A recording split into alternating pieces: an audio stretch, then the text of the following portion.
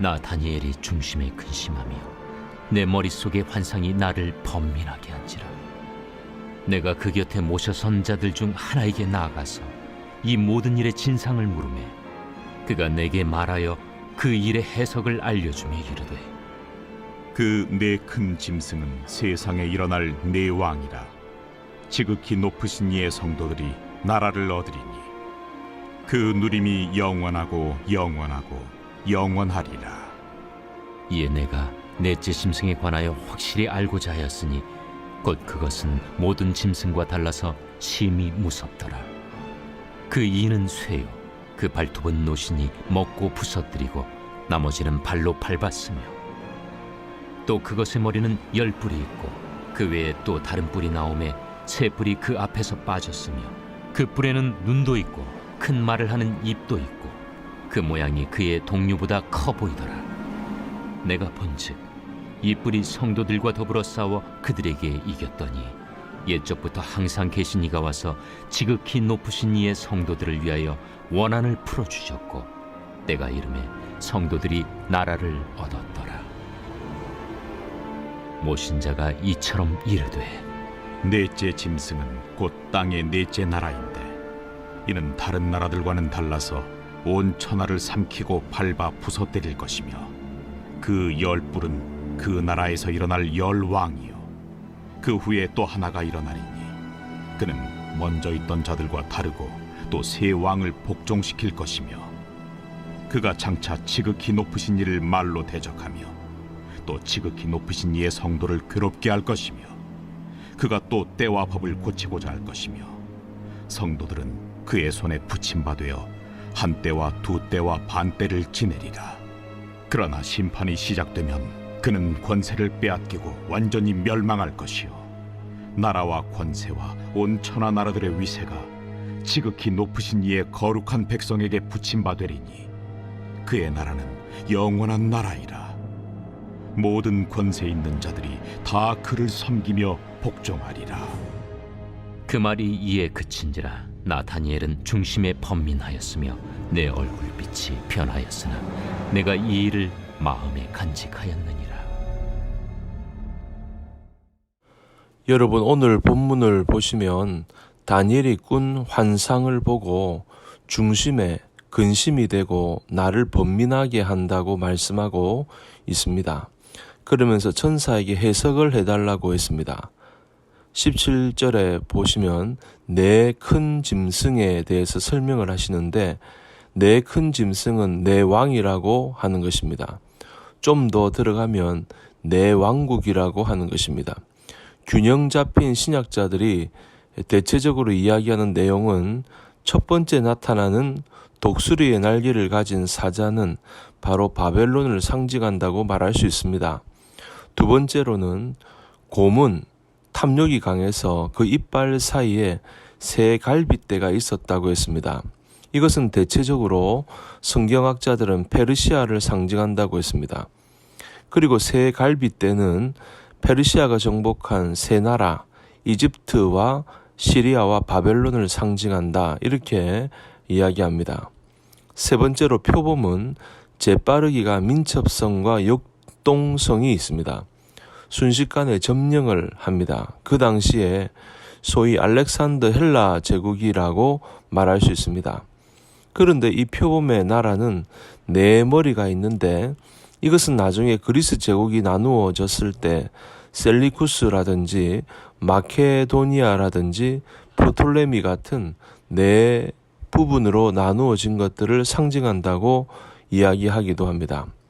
그런데 이 세 가지는 다 지나가는 것입니다. 중요한 것은 네 번째입니다. 다니엘이 한 번도 본 적이 없는 짐승입니다. 이 짐승은 너무나 강하고 무섭고 잔인하고 못생긴 짐승입니다. 소위 10뿔 가진 짐승을 적 그리스도라고 많이 이야기하고 있습니다. 네 번째 짐승은 아직 오지 않은 것입니다. 과정 중입니다. 이 10뿔 가진 짐승의 영향력과 10뿔 가진 짐승의 역할이 온다는 것입니다. 문제는 이 10뿔 가진 짐승이 무엇이냐 하면 소위 적 그리스도입니다. 바로 이 포악한 짐승이 하나님의 사람들을 괴롭힌다는 것입니다. 큰 바람 속에 새 짐승은 시기가 지나고 지금은 마지막 때에 와 있다는 것입니다. 하나님의 사람들을 괴롭히는 그때가 올 수 있다는 것입니다. 이럴 때 우리는 어떻게 해야 합니까? 또 우리는 어떤 은혜를 받아야 합니까? 크게 두 가지로 말씀을 드리겠습니다. 첫째, 네 번째 짐승, 다시 말하면 적 그리스도를 발로 밟는 하나님의 주권적인 통치를 믿으셔야 합니다. 누가 뭐래도 이것은 추워도 흔들림이 없는 사실입니다. 하나님이 어떻게 밟으셨는지 9절과 10절에 자세히 나와 있습니다. 9절, 내가 보니 왕자가 놓이고 옛적부터 항상 계신 이가 좌정하셨는데 그의 옷은 희기가 눈 같고 그의 머리털은 깨끗한 양의 털 같고 그의 보좌는 불꽃이요 그의 바퀴는 타오르는 불이며 10절, 불이 강처럼 흘러 그의 앞에서 나오며 그를 섬기는 자는 천천히요 그 앞에서 모여 선 자는 만만이며 심판을 베푸는데 책들이 펴 놓였더라. 수많은 사람들에게 심판을 베푸시는 겁니다. 악한 자 10뿔 가진 짐승이 성도들을 괴롭히고 힘들게 한다 할지라도 때가 지나면 하나님은 하나님의 주권적인 통치의 영역을 분명하게 우리 가운데 시대 앞에 확인시켜 주시고 통치가 나타난다는 사실을 믿으라는 것입니다. 세상 돌아가는 사건들에 대해서 가슴 아파하거나 너무 힘들어하지 말고 하나님의 주권적 통치에 대한 진정성을 회복하라는 뜻입니다. 하나님의 주권자 되심에 눈이 열리면 역사는 하나님이 주관하신다는 마음의 확신이 흔들림이 없게 됩니다. 사랑하는 성도 여러분, 세상이 아무리 힘들게 해도 하나님은 우리의 주관자가 되십니다. 반드시 우리를 다스리십니다. 그리고 모든 악한 세력을 발로 밟으십니다. 그것을 믿으시기를 바랍니다. 두 번째로 우리가 깨달아야 할 적용이 있습니다. 하나님이 통치하시는 하나님의 주권적 영역은 무엇으로 해결될 수가 있습니까? 13절, 14절에 나와 있듯이 구름 타고 오시는 인자를 통하여 하나님의 주권적인 해결책을 보여주시는 겁니다. 다니엘서 7장은 아주 방대하고도 독특한 예언서입니다만 이 예언서의 결론이라고 말할 수 있습니다. 13절에 보니 인자 같은 분이 하늘 구름을 타고 오셨다고 했습니다. 그리고 14절에 보니 그에게 인자 같은 분에게 권세와 영광과 나라가 있어 21절에 10뿔을 가진 악한 짐승이 성도들을 괴롭히고 성도들을 핍박하고 22절에 옛적부터 항상 계신 이가 와서 지극히 높으신 이가 와서 성도들을 위하여 원한을 풀어주신다는 것입니다. 이것이 오늘 방대한 7장의 예언서를 통해 깨닫게 하시는 핵심적인 내용이라 말할 수 있습니다. 이 인자는 굉장히 중요한 성경적인 용어입니다. 이 인자는 사람의 아들이란 뜻인데 이 내용은 얼마나 귀한 것인지 오늘 다니엘서 7장 13절에 나타난 인자를 통해서 마가복음 14장 61절 62절 마태복음 24장에서 쭉 나오는데 예수님께서 동일하게 말씀하셨습니다. 우리가 다시 한번 확신할 것은 권능의 구름을 타고 오실 인자이신 예수 그리스도, 그분이 오늘 우리의 삶의 해결책인 줄로 믿습니다. 그것이 우리에게 소망이 되는 것입니다.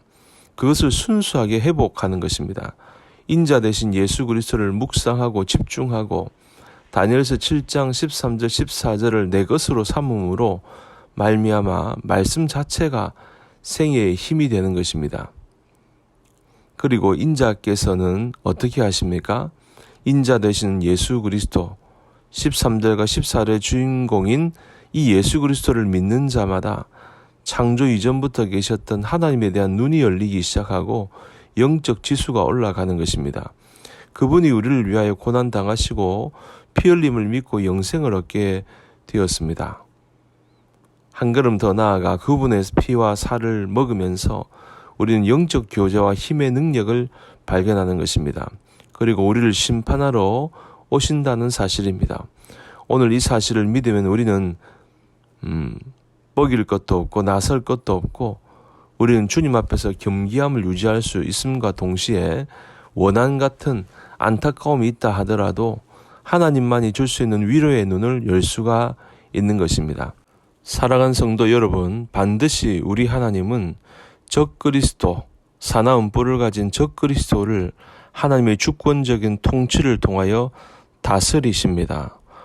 뿐만 아니라 구름 타고 오시는 인자 되신 예수 그리스도, 그분만이 우리의 유일한 소망이 되심을 믿으시기 바랍니다. 이 세상의 것들은 아무 소망이 없습니다.